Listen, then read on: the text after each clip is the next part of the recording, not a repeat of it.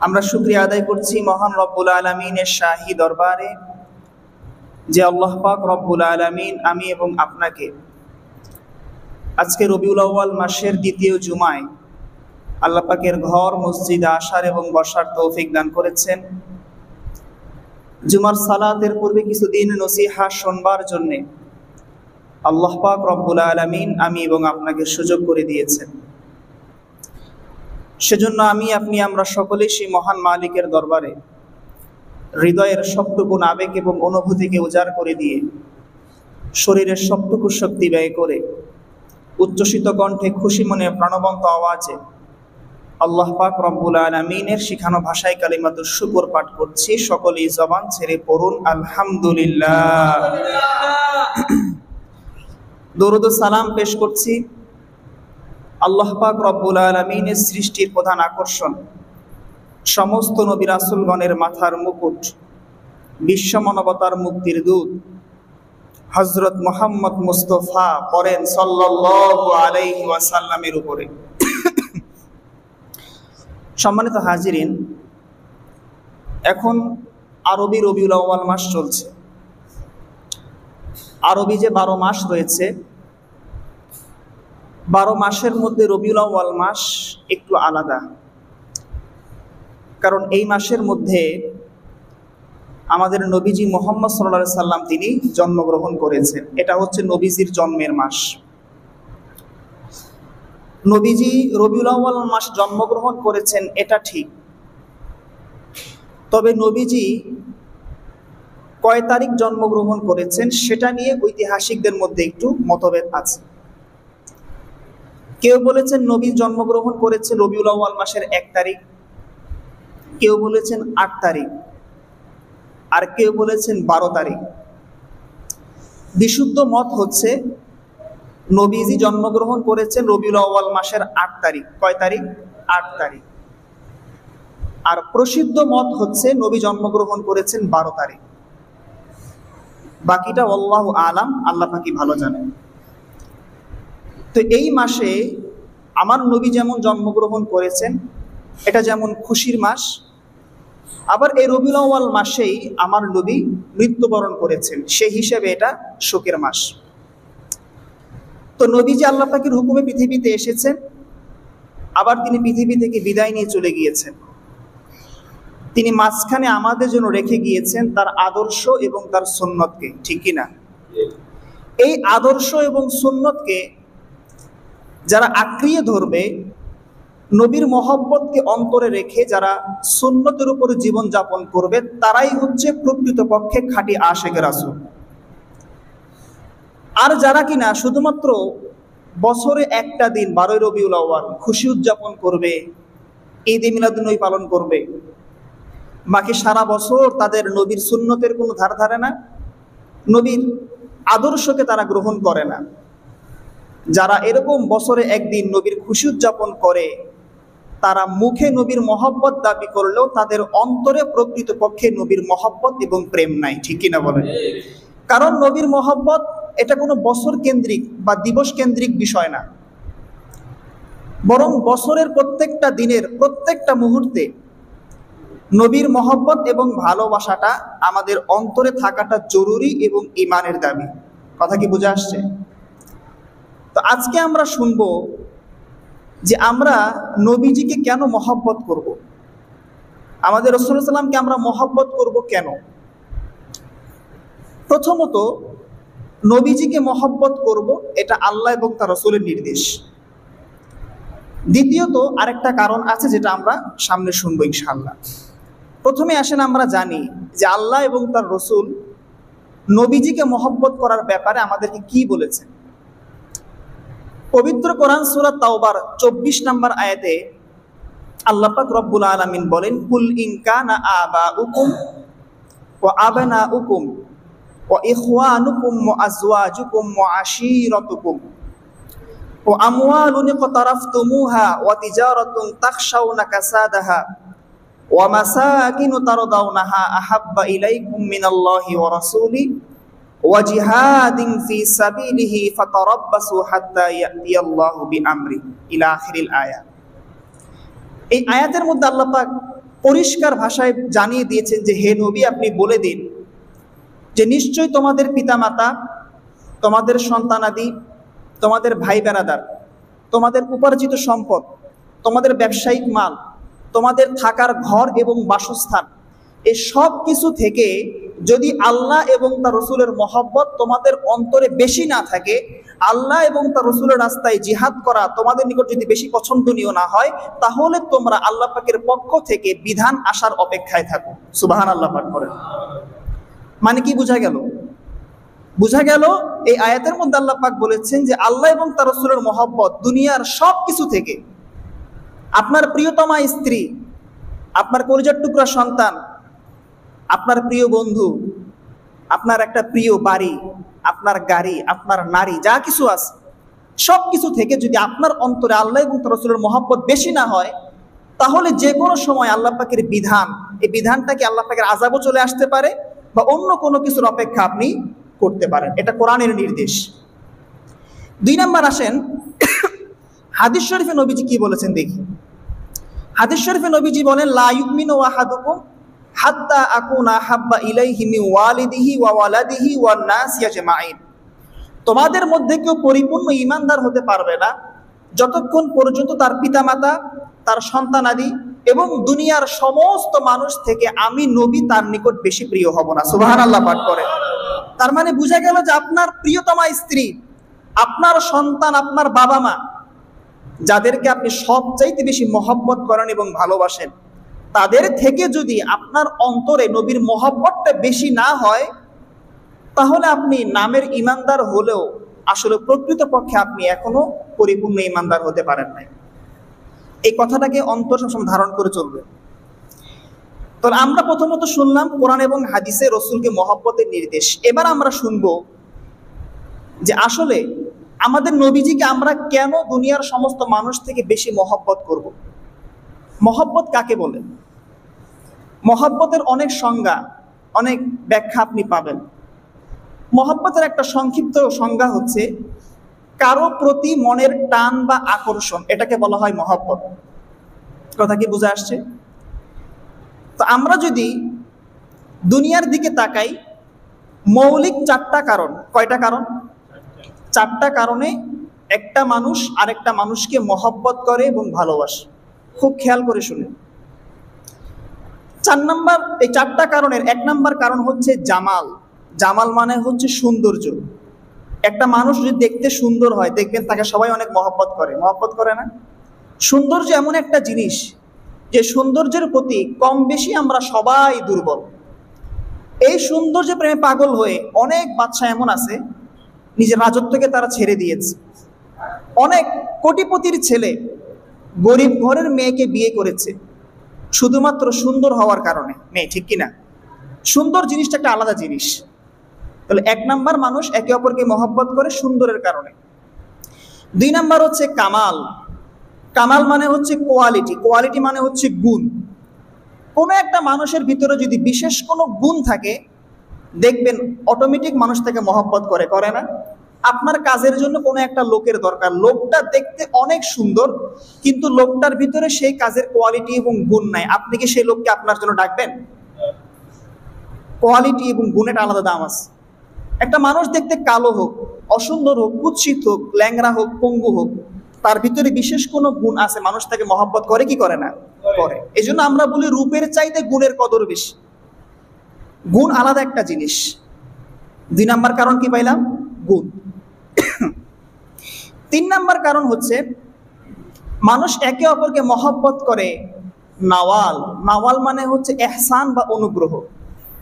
আপনি কোনো এক বিপদে পড়েছেন, আপনাকে যদি কোনো মানুষ সে বিপদ থেকে উদ্ধার করে, আপনাকে যদি সহযোগিতা করে, আপনি এটা সারা জীবন মনে রাখবেন, ঠিক কিনা? এই যে অনুগ্রহটা বিপদের মুহূর্তে আপনাকে একজন মানুষ করেছে, মানুষ সাধারণত কখনো সেই অনুগ্রহকে সে ভুলে যায় না। এই অনুগ্রহের কারণে মানুষ তাকে সারা জীবন মনে রাখে এবং মহব্বত করে। 4 নাম্বার কারণ হচ্ছে করাবাত। করাবাত মানে হচ্ছে আত্মীয়তা। রক্তের সম্পর্কের কারণেও দেখবেন মানুষ একে অপরকে মহব্বত করে এবং ভালোবাসে। আপনার সন্তান, আপনার পরিবার পরিজন যারা আছে, রক্তের সম্পর্ক, আত্মীয় স্বজন, দেখবেন দুনিয়ার সমস্ত মানুষ থেকে আপনার আত্মীয়দের প্রতি আপনার আলাদা একটা মহব্বত আছে না? কারণ তারা আপনার রক্তের সম্পর্কের মানুষ। বললাম যে মৌলিক 4টা কারণে একজন মানুষ আরেকজন মানুষকে মহব্বত করে: সৌন্দর্য, কোয়ালিটি, আত্মীয়তা, এহসান বা অনুগ্রহ। এই 4টা কারণের কোনো একটা কারণ যদি কোনো একটা মানুষের মধ্যে পাওয়া যায়, 4টা কারণ না থাক, একটা কারণ থাকলেও মানুষ তাকে মহব্বত করে। কিন্তু আমি কোরআন এবং হাদিসের চশমা লাগিয়ে দেখতে পাই যে আমার নবীর ভিতরে আল্লাহ পাক রব্বুল আলামিন পরিপূর্ণ রূপে এই 4টা গুণ দান করেছেন। সুবহানাল্লাহ পাঠ করে। তার মানে বোঝা গেল যে নবীকে দুনিয়ার সমস্ত মানুষ থেকে বেশি মহব্বত করতে হবে। এই 4টা গুণের পরিপূর্ণ আমার নবীর মধ্যে ছিল। কিন্তু আমাদের যে সময় হাতে আছে, আমরা 4টা গুণের পরিপূর্ণ ব্যাখ্যা করতে পারবো না। আমরা শুধুমাত্র আজকে একটা গুণের ব্যাখ্যা শুনবো, সেটা হচ্ছে আমার নবীর সৌন্দর্য। শুনবেন আপনারা? আমার নবী কেমন সৌন্দর্য ছিলেন, তিনি কেমন সুন্দর ছিলেন, সেটা কোনো মানুষের ভাষায় প্রকাশ করা যাবে না।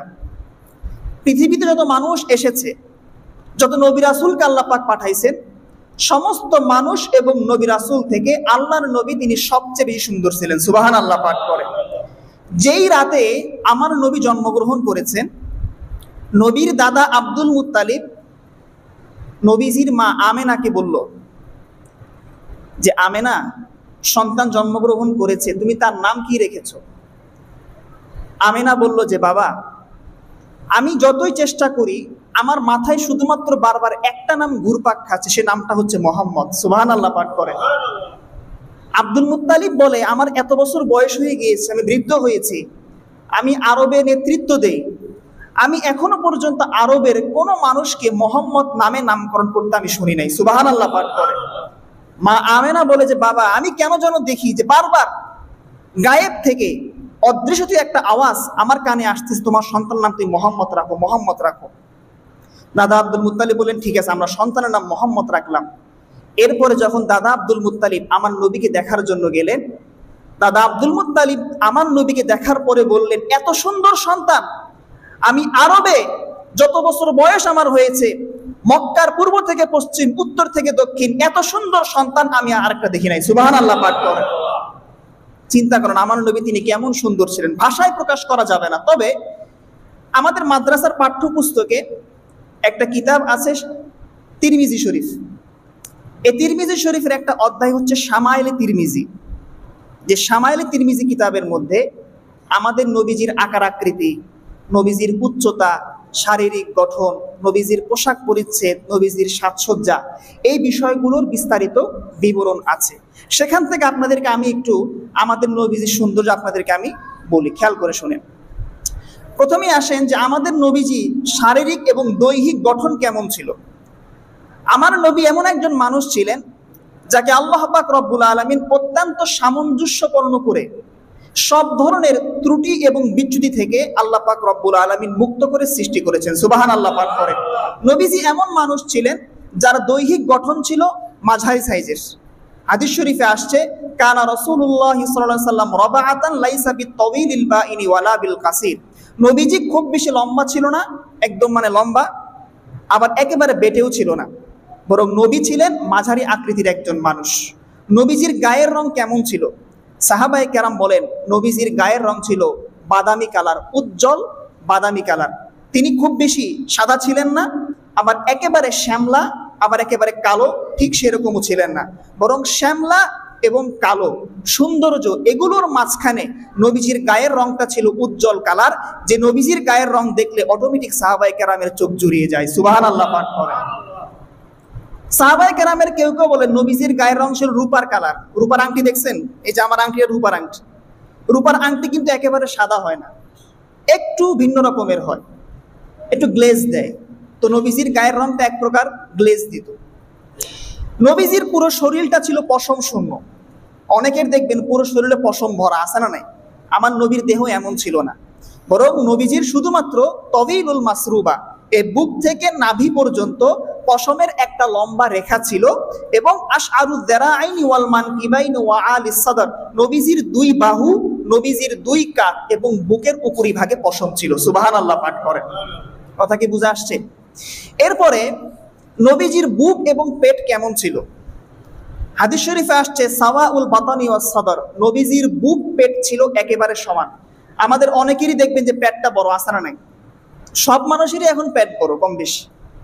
আমার নবীর কিন্তু বুক পেট এমন ছিল না। আরো অবাক লাগে, আমাদের বাংলাদেশে একজন আশেক রাসূল আছে, দেওয়ানবাগী, নাম শুনছেন? এই দেওয়ানবাগীর পেট দেখছেন কত বড়? আমার কথা হচ্ছে, একজন আশেক রাসূলের পেট যদি এত বড় হয়, তো মুরিদদের কি অবস্থা হবে, ঠিক কি না? এই আবার কেমন আশেক রাসূল যে খায়া খায়া পেটটা এত বড় করে? তো আমাদের নবীজির পেট ছিল, বুক ছিল একদম সমান। কারণ নবীজি খাবার খেতেন পরিমিত খাবার, তিনি খাবার খেতেন 3 ভাগে। তিনি পেটটাকে ভাগ করতেন 3 ভাগে, 1 ভাগ খাবার, 1 ভাগ পানি, আর 1 ভাগ ক্ষুধা। নবীজি এবং সাহাবায়ে কেরাম তারা এই তরিকায় খাবার খেতেন বিদায় নবীজি এবং সাহাবায়ে কেরামের বড় ধরনের কোনো রোগ এবং অসুখ হতো না। সুবহানাল্লাহ পাঠ করেন। কথা কি বুঝছেন? এই জন্য বেশি খাওয়ার মধ্যে কল্যাণ নাই, কম খাবেন। কম খাইলে দীর্ঘদিন সুস্থ থাকা যায়। কথা কি বুঝে আসছে? এরপরে আসেন, এরপরে নবীজির হাত পায়ের আঙ্গুল ছিল পরিমিত লম্বা, এবং নবীজির হাত ছিল মাংসল টাইপের একটু।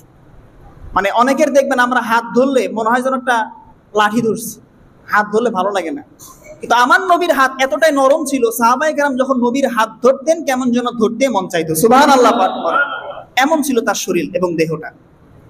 নবীজির প্রত্যেকটা হাড়ের জয়েন্টগুলো অনেক মজবুত ছিল, এবং নবীজির 2 কাঁধের মাঝখানে একটা মোহরে নবুয়ত নামক সিল মোহর ছিল। সুবহানাল্লাহ পাঠ করে। যেই মোহরে নবুয়ত নামক সিল মোহরটা নবীজি যে আখিরি জমানার নবী এটার প্রমাণ বহন করত। এই মোহর নবুয়ত নামক সিল মোহর দেখেই ইহুদিরা তারা নিশ্চিত হতো যে ইনি হচ্ছেন আখিরি জমানার নবী। যেই রাতে আমার নবী তিনি জন্মগ্রহণ করবেন, সেই রাতে এক ইহুদি তিনি ব্যবসার উদ্দেশ্যে মক্কায় অবস্থান করছিলেন। সেই ইহুদি জানতেন যে আজকের রাতে শেষ জমানার নবী তিনি পৃথিবীতে আসবেন। ইহুদিরা কিন্তু সব জানে, তারা সব জানে কিন্তু মানে না, শুধুমাত্র আমার নবীর প্রতি হিংসার কারণে। নাউজুবিল্লাহ পাঠ করে। তো সেই ইহুদি মক্কার মানুষদেরকে বলা বলি করতে লাগলো যে আজকের রাতে একজন সন্তান জন্মগ্রহণ করার কথা মক্কার কুরাইশ বংশে, আপনারা কি কিছু জানেন? সবাই বললো যে না, আমরা তো কিছুই জানি না। যখন নাকি ইহুদির সাথে মানুষের কথাবার্তা হচ্ছে, ঠিক সেই মুহূর্তে একজন ব্যক্তি এসে সুসংবাদ দিল যে আব্দুল মুত্তালিবের ঘরে তার নাতি জন্মগ্রহণ করেছে। সুবহানাল্লাহ পাঠ করে। এই সংবাদ শোনার পরে ইহুদি সেই সন্তান মোহাম্মদকে দেখার জন্য পাগল হয়ে গেল। কারণ সে জানে যে আজকের রাতে শেষ জমানার নবী তিনি পৃথিবীতে আসবেন। সেই ইহুদি আর দেরি করে নাই, সঙ্গে সঙ্গে সে আমার নবীর ঘরের দিকে চলে গিয়েছে। আমার নবীর ঘরের দিকে গিয়ে সে দেখে যে আমার নবী ঘরের মধ্যে শুয়ে আছেন, তার চেহারা দিয়ে নূর চমকাচ্ছে। সুবহানাল্লাহ পাঠ করে। তিনি আরো নিশ্চিত হওয়ার জন্য তিনি আমার নবীর কাছে গেলেন। কাছে গিয়ে দেখলেন যে নবীজির 2 কাঁধের মাঝখানে মোহরে নবুয়ত নামক একটা সিল মোহর রয়েছে। এই সিল মোহর থেকে সে নিশ্চিত হয়ে গেলেন ইনি হচ্ছেন আখিরি জমানার নবী। সুবহানাল্লাহ পাঠ করেন। এই দৃশ্য দেখে সেই ইহুদি মক্কার সমস্ত মানুষদেরকে এসে বলল যে মক্কার মানুষ, তোমরা সুসংবাদ গ্রহণ করো। আল্লাহ পাক রব্বুল আলামিন নবুয়তের সিলসিলা এবং ধারাবাহিকতাকে বনি ইসরাইল বংশ থেকে আল্লাহ পাক খতম করে দিয়েছেন। আখিরি জমানার নবী মুহাম্মদকে আল্লাহ পাক রব্বুল আলামিন কুরাইশ বংশে আল্লাহ পাক পাঠিয়েছেন। সুবহানাল্লাহ পাঠ করেন। সুতরাং আজকের পর থেকে সারা পৃথিবীর সমস্ত ধর্ম এবং মত বিলুপ্ত হয়ে গেল। সারা পৃথিবীতে আজকে থেকে শুধুমাত্র একটা ধর্ম এবং আদর্শ কায়েম থাকবে, সেটা হচ্ছে ইসলাম। ঠিক কি না? কথা বুঝে আসছে? এই মোহর নবুয়ত নামক সিল মোহর নবীজির 2 কাঁধের মাঝখানে ছিল। যখন নবী ইন্তেকাল করেছেন, অটোমেটিক মোহর নবুয়তটা নিশ্চিহ্ন হয়ে গিয়েছে। এই হচ্ছে আমার নবীর দৈহিক সৌন্দর্য। এরপরে আসেন আমাদের নবীর চেহারা কেমন ছিল, সংক্ষেপে বলি। আমার নবীর চেহারা মোবারক খুব বেশি একটা লম্বা ছিল না, আবার গোলাকারও ছিল না, উভয়টার মাঝখানে ছিল। নবীজির চেহারায় চাপদারে ছিল কাসুল লিহিয়া, এবং নবীজির মাথায় বাবরি চুল ছিল। নবীজির গাল মোবারকের মধ্যে একটু মাংসল ছিল। অনেকের দেখবেন চেহারা ভাঙা থাকে, আমার নবীর চেহারা ভাঙা ছিল না, বরং নবীর চেহারা একদম একদম মাংস দ্বারা পরিপূর্ণ ছিল। এরপরে নবীজির নাক মোবারক ছিল একটু উঁচু। দূর থেকে দেখলে আমার নবীকে মনে হতো উঁচু নাকওয়ালা, এবং নবীজির সামনের 2 দাঁতের মাঝখানে ফাঁকা ছিল। ইযা তাকাল্লামা, যখন তিনি কথা বলতেন তখন কেমন যেন আমার নবীর 2 দাঁতের মাঝখান থেকে নূর বের হতো। সুবহানাল্লাহ পাঠ করেন। এবং নবীজির যে কপালের ভ্রু আছে, এই ভ্রু ছিল একটু বক্র, একটু বাঁকা ছিল, সরু ছিল এবং ঘন ছিল, এবং 2 ভ্রু একসঙ্গে ছিল না, দুই ভ্রু একটু আলাদা ছিল, দুই ভ্রুর মাঝখানে ফাঁকা ছিল এবং কপালের মাঝখানে একটা রগ ছিল। যখন আমার নবী রাগান্বিত হতেন তখন সে রগটা ফুলে যেত। সুবহানাল্লাহ পাঠ করেন।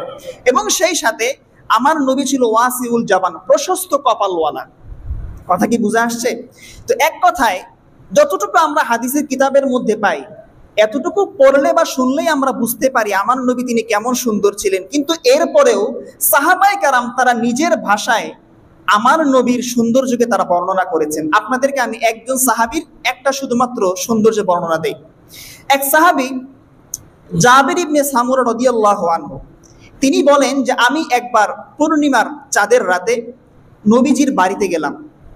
আমি গিয়ে দেখি যে আল্লাহর নবী একটা লাল শাল এবং চাদর গায়ে দিয়ে শুয়ে আছে, নবীজির চেহারা দিয়ে নূর চমকাচ্ছে। সাহাবী জাবের বলেন, আমি একবার আকাশের পূর্ণিমার যে চাঁদের দিকে তাকাই, আরেকবার নবীজির চেহারার দিকে আমি তাকাই। আমি কনফিউশনে পড়ে গেলাম, আসলে কে বেশি সুন্দর, আকাশের চাঁদ বেশি সুন্দর নাকি নবীর চেহারা বেশি সুন্দর? কিছুক্ষণ পরে আমার ফায়সালা নিশ্চিত হয়ে গেল, ফাইদা হুয়া আহসানু ইনদি মিনাল কমর, নবীজির চেহারা আকাশের পূর্ণিমার চাঁদের চাইতেও অধিক সুন্দর। সুবহানাল্লাহ পাঠ করেন। এ ভাই বুঝে আসছে? একটু ফিল করার চেষ্টা করেন না আমার নবী তিনি দেখতে কেমন ছিলেন।